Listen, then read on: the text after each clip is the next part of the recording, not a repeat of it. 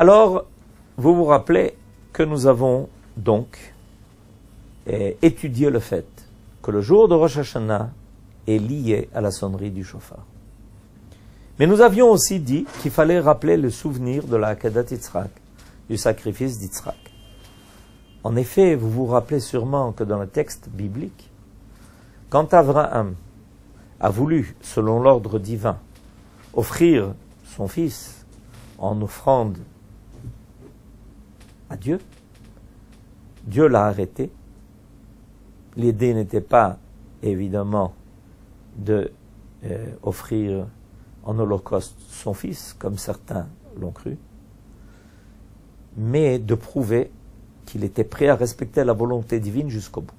Et voilà que tout d'un coup, il voit près de lui un bélier.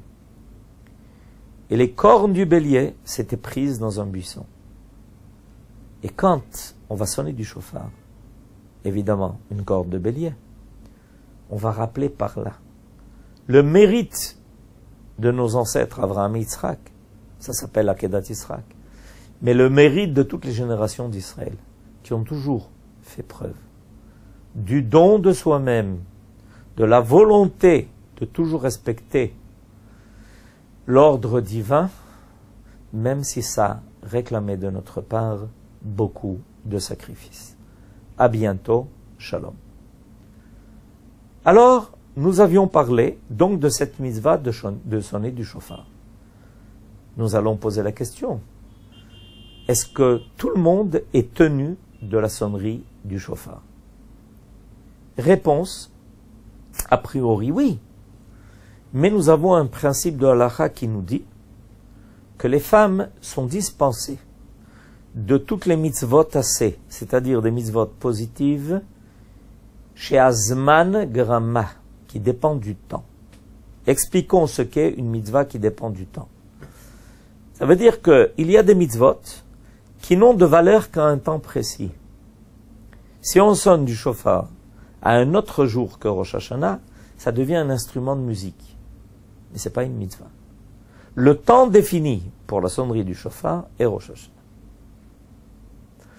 Alors, les femmes, a priori, sont dispensées de l'obligation d'entendre le shofar.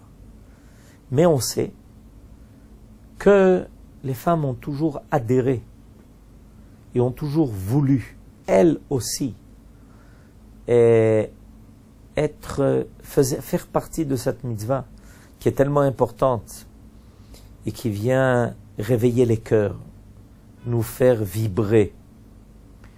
C'est pour ça que, bien qu'a priori, les femmes en sont dispensées, néanmoins, elles ont pris sur elles.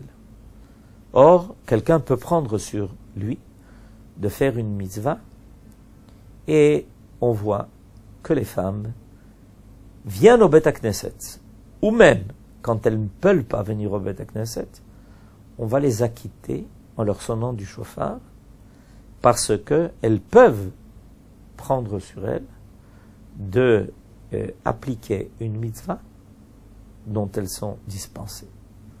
Évidemment, dans ce cas-là, il n'y a pas besoin de bracha, quoique selon le minhag ashkenaz, les femmes peuvent faire la bracha, ou quelqu'un peut faire la bracha pour elles, même pour des mitzvot dont elles sont dispensées parce qu'elles dépendent du temps.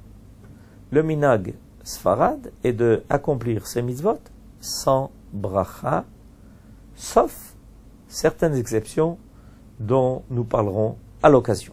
À bientôt.